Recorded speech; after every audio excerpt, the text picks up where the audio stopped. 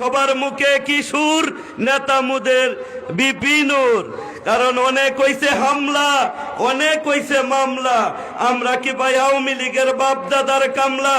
9 মাস যারা যুদ্ধ করে আনছে স্বাধীনতা, স্বৈরাচারদের মুখে শুনছি বড় বড় কথা। যখন দেশে যুদ্ধ করে ভারতের সাথে বাউ, দেশ হইয়া টাঙ্গায় তো আবার 22 লম্বা নাও। দেশটা যারা নষ্ট করছে, করছে নানান যুক্তি। বাংলাদেশটা নষ্ট করার জন্য ভারতের সাথে চুক্তি। গোপালগঞ্জে জন্ম লইছে ভয়ঙ্কর এক নারী, হাজার হাজার মানুষ মাইরা শেষে ছাড়ছে বাড়ি।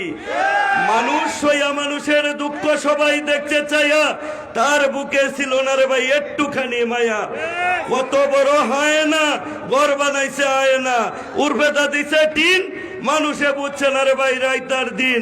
মুনাফেক তারে কয় নতুন কইরাছিন, তারা বুন দুইটা হেলিকপ্টার উইডা গেছে গা ফলাইয়া, ফাফো গেছে খলাইয়া। কারণ যারা গেছে ভারত তারাই তো না ফেরত।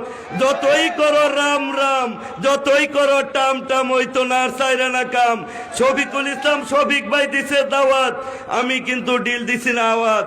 কারণ এমন একটা নেতা বুঝে পাকন দিয়ার বেতা, কইতাছি তার কথা। এই এলাকায় জন্ম, কাতারে করো কর্ম, যে নেতার নাই অভাব, মানব সেবা করা হইছে স্বভাব। ইনশাল্লাহ তোমরা আগামীতে দিবা জবাব। কারণ মার্কাটা হইছে টাক, তোমরা কইরো না রাগ। 6টা হইছে চাক্কা, খালি দিবা ধাক্কা। ভিতরে গরম হাওয়া, এই সুবিধা হইব যাওয়া। এই কারণে শফিকুল ইসলাম ভাইয়ের লেগে আমার কিশোরগঞ্জ হওয়া। আর বিপিনুরের মতো নেতা আর যাবে না পাওয়া।